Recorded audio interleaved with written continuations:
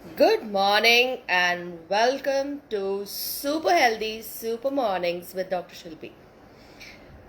Yes, it's Monday again and a busy week to run through. I hope you all had a happy weekend. I was extremely busy yesterday also, no rest. There were constantly people in labor, people with complaints coming in. And then I had some topics to get ready for the week. And yes, today I'm going to talk something really important because this kind of small changes in your daily life can bring in a lot of difference into your health. Why? Because I still feel that for us Indians, kitchen is an important place, and what changes that we make in our kitchen can last a long way, because we do replicate our uh, kitchen surroundings, and we do it very often, and we try to do it again and again. And any things that you incorporate in your kitchen and you do it on a regular basis, that is what gets health into your life. And I was going through some literature and some inspirational talks and all. I really wanted to give you this kind of information that will transform your life by making small changes. And today it's all about kitchen tips, and not all kitchen tips, but yes, around 5 kitchen tips that I'm going to give you that are really going to help you a lot. And when we talk about kitchen is the place that that is the entity that gives us health, and also that is the entity that is responsible for our well-being. And anything that comes out of the kitchen is definitely going to your mouth, and that is what is going to give you your framework. And when we have to talk about kitchen, we are not using our kitchen to the fullest. We're following some diet fads, we are following this, we are following that. We eat raw vegetables, we eat sometimes just like that, some fruits randomly, and it is not of any help as such. But yes, if you use the kitchen, definitely it is going to be helpful. For example, say the first tip, use traditional methods of cooking and traditional foods. For example, if you want, if they say carrot is healthy, you come on, cut carrot and eat it. That is not the way to give your body carrot, or that is not the way to give your body beetroot, or that is not the way to give your body cucumber. Our traditional methods of eating carrot, beetroot and cucumber, for example, like carrot, you can grate it and make it as halwa with a small amount of ghee and some milk. And people who are not into milk, just put little bit of ghee and little bit of cooking of carrot in ghee and making it into a halwa. Add some dry fruits to it. It is yummy, tasty.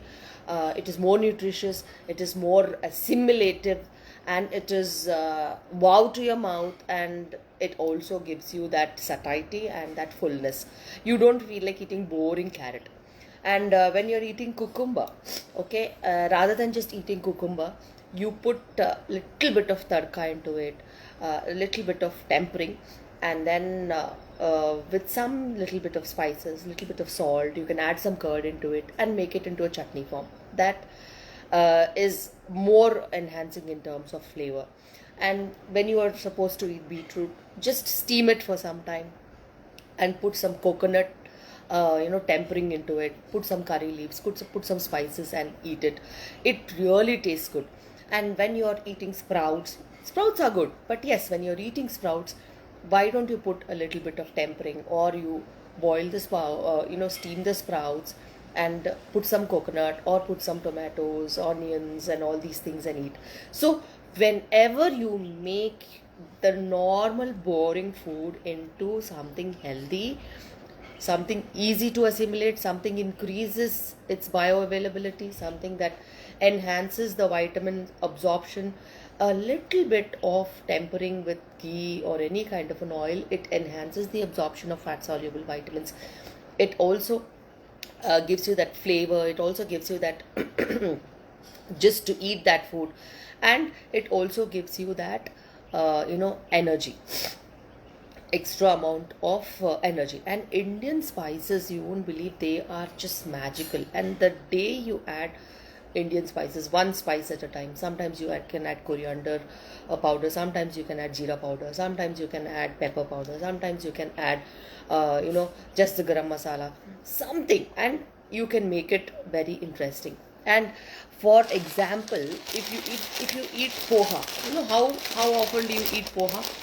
We hardly eat poha, but this poha, or the murmure that we call, definitely you can eat it very interestingly if you follow your ancient methods of cooking, or your grandma skills, or anything that is related to uh, you know uh, the old methods.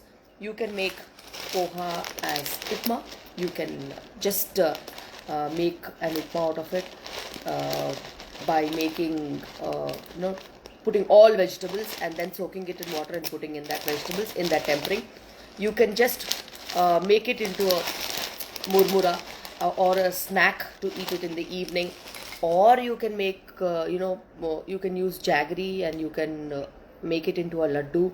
Similarly, there are so many methods of making murmura, definitely more interesting to incorporate into your lifestyle.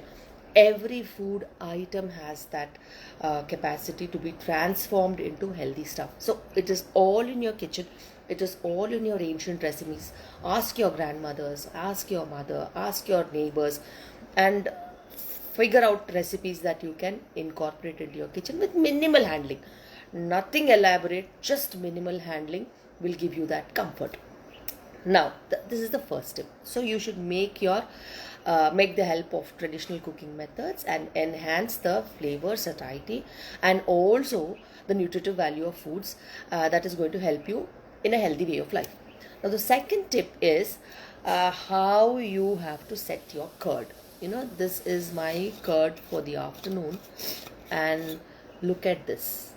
Look at this. So this is how you should set your curd every day.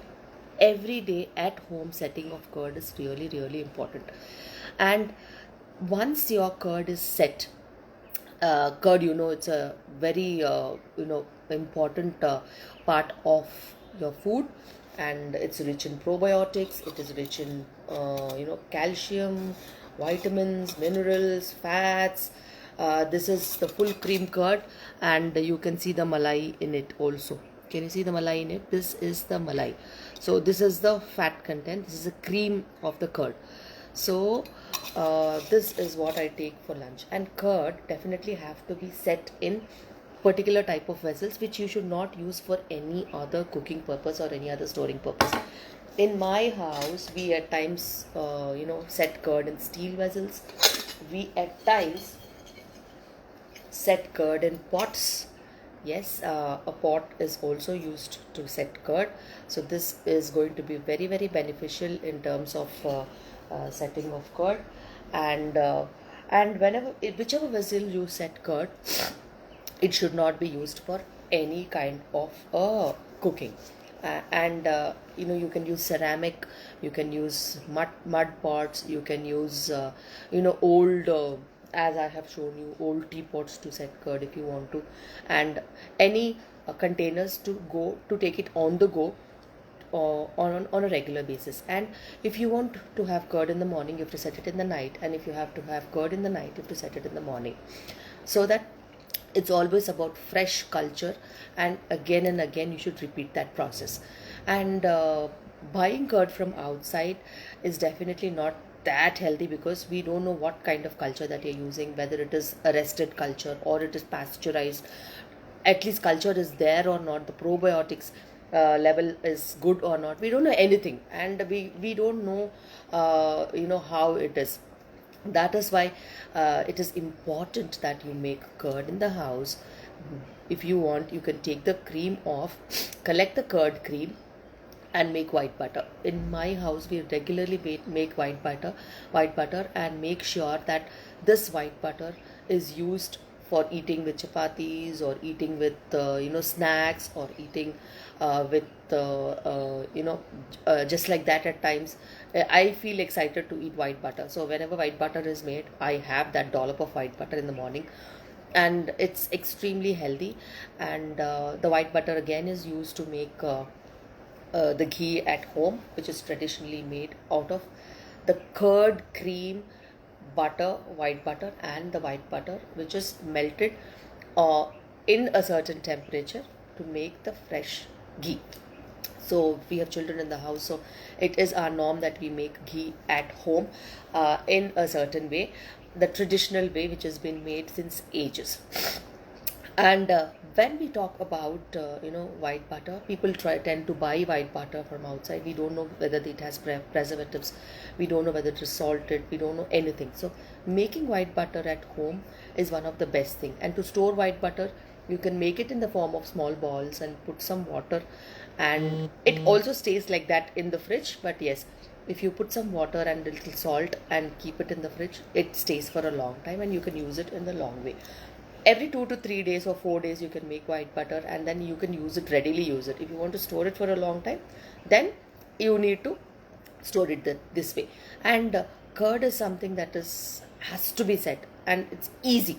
Once you warm the milk, a finger tolerating warmth of milk, and then you put it into the container which you have to make curd, and you put a small portion, a very quarter teaspoon of portion of the old curd, and mix it, and just mix it in such a way that it is entirely entering into the milk.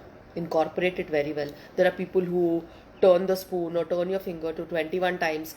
There are people who turn the finger say 32 times. But yes, as far as you mix it properly and leave it in a very cool, warm, dry place, should be fine. And it is season that decides how long will it take to set the curd. Sometimes it takes 8 hours, sometimes it takes 6 hours, sometimes it takes 10 hours, 12 hours. So it all depends on the season, it all depends on the warmth that is there in your house. So it's very important that you set curd and you use your homemade fresh curd for the day, morning and evening, and it is very healthy. For people who have gone vegan, you can use peanut milk, or you can use cashew milk, or you can use any milk to make curd of your own choice, and experiment. Definitely curd with culture is important, so you can make it by yourself. And the third tip I wanted to tell you is about the snacks. When you are hungry in the evening, what do you want to have? You gorge onto empty calories like cakes, biscuits, and pastries, and chocolates and all these things. Never, never. So make sure your home has some kind of snacks which are Indian snacks, and you can make it over the weekend. The savory snacks and the sweet snacks. Sweet snacks can be laddu, chikki, or anything that any traditional sweet that we make and keep it. You can make halwa and keep. You can make payasam and keep. You can make anything. So one savory and one sweet can be made and kept in the house over the weekend, or you can buy them from authentic sources where they're making it traditionally. And if nothing is possible, you can have some dry fruits like this or lying on the dining table, and you should gorge on this. And with this you can have a piece of jaggery, or some dates, or some dry fruits, or some dry nuts, or anything that is traditionally available, non junk. So nothing from the packets, nothing desperately chips and fried chips and all these flavored enhanced popcorns and all these things. You can have makhana, you can have puffed rice mixture, or any traditional thing that they make it in your house. The bundi mixture that you have it in the house. The Gujaratis make save. So there are so many types of traditional food, savory items and sweet items available, and you have to procure them if you can't make them, or make them over the weekend. And make sure that when you are hungry, when you come in the evening and you want to eat something, don't eat junk, and you can eat these foods. Even if they are deep fried, they are healthy, because They're traditionally made. They have the balance of carbohydrates, proteins, and fats in them. They are healthy, they assimilate well, they have their own benefits, and they are homemade or handmade and not manufactured in with machines or in packets, or they do not have anything to increase their shelf life. So that is really really important, that you have some snacks kept in the house that will help you decrease your hunger pangs. When you eat unhealthy stuff, you pile up layers around your tummy. When you eat healthy, doesn't give you much of a problem. And the next tip, the fourth tip that I wanted to tell you is, cook in vessels that are of the size. So, for example, I will show you. This is the vessels that we use in our house.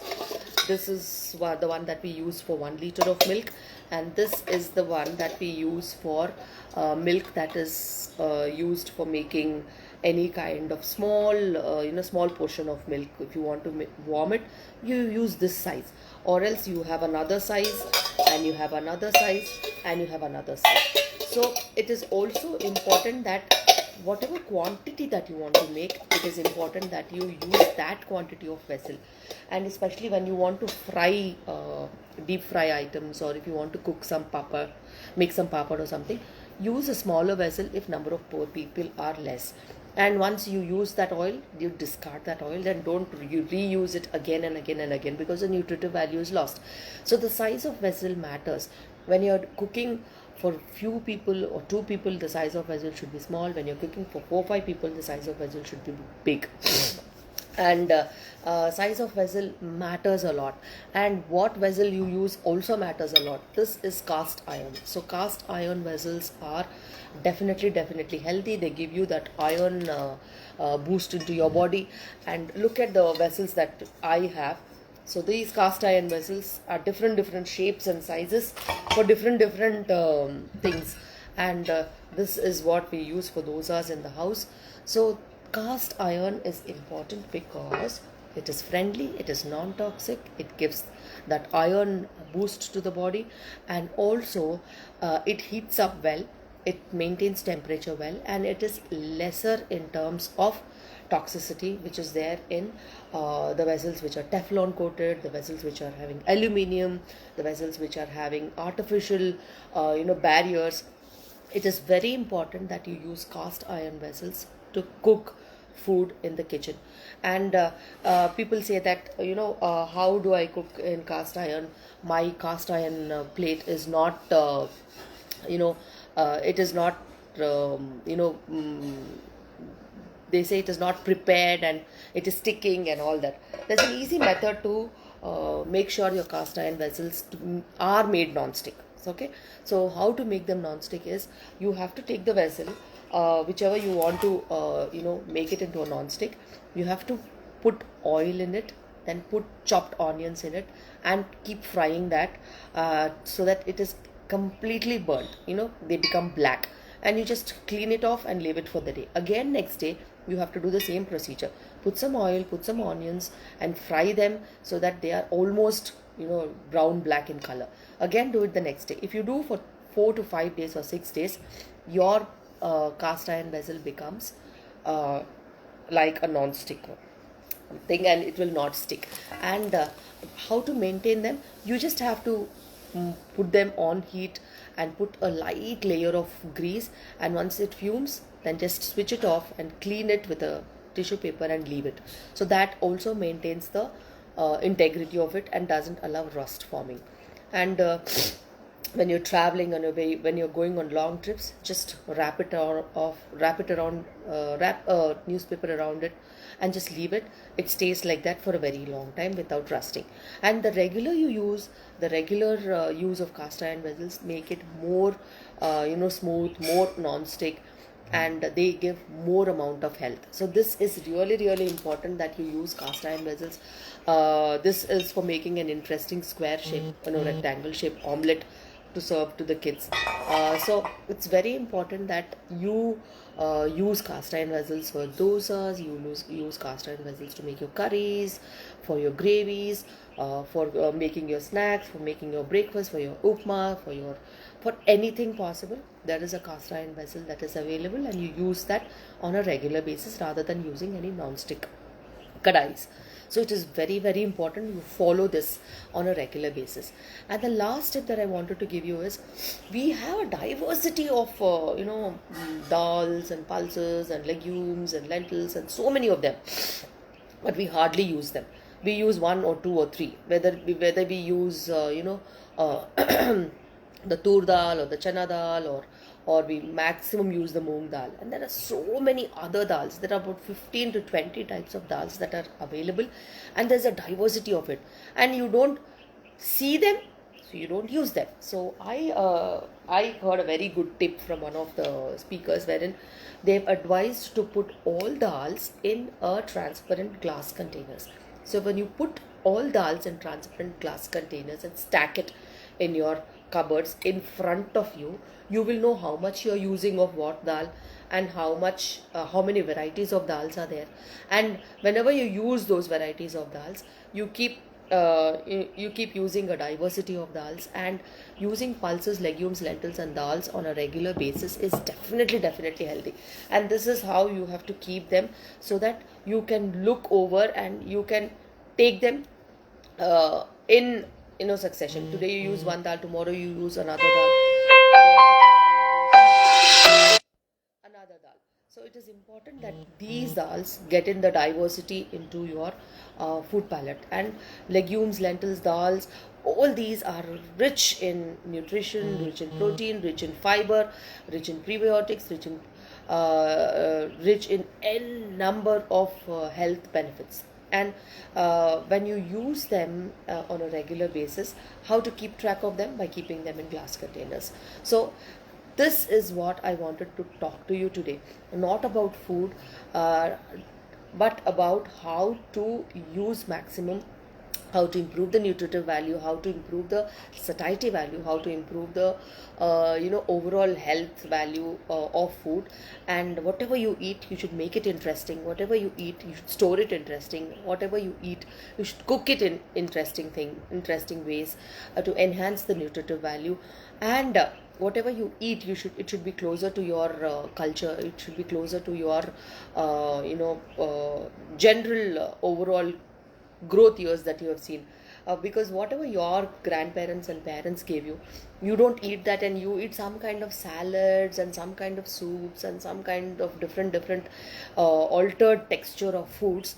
It is definitely not going to help you, and it will not sustain for a long time. So eat local, eat seasonal, eat sustainable, and eat with your mind and soul, and eat traditionally, and eat foods that are really viable in your house, rather than eating fancy stuff on a temporary basis does not give you any single solution. So you should eat that has been there in your culture, in your family, in your blood, and that is what is going to last long, and that is the one that you have to make your children learn, because eventually they also have to be healthy, and they also have to grow up learning what you have learned, which is definitely healthy for your body, mind and soul. So this is all about kitchen tips and how to use your kitchen to the fullest. I thank the people who have put inputs into this, and so that I give information to all my viewers. And tomorrow yet again we're going to talk about something interesting. And month of October, I'm going to talk everything about natural birthing, how to increase your normal delivery rates, and how to increase your bonding with your partner, and how to have a family who's going to support you all throughout your pregnancy, and how to have your dream pregnancy and dream delivery. The entire month of October we're going to focus on that. And tell your neighbors, tell your friends, tell everybody to follow my YouTube, follow my Insta, and follow my Facebook, to keep in track with what is happening with Super Healthy Super Mornings. And be ready for another day tomorrow morning. See you. And thank you all uh, for all these things. And yes, I'm going to do a video on vaginal health and hygiene and repeated infections. Yes, I will definitely do it this month, so that we will have one episode of that happening. And you can put in your inputs. I will definitely do that. So thank you, and see you again tomorrow morning.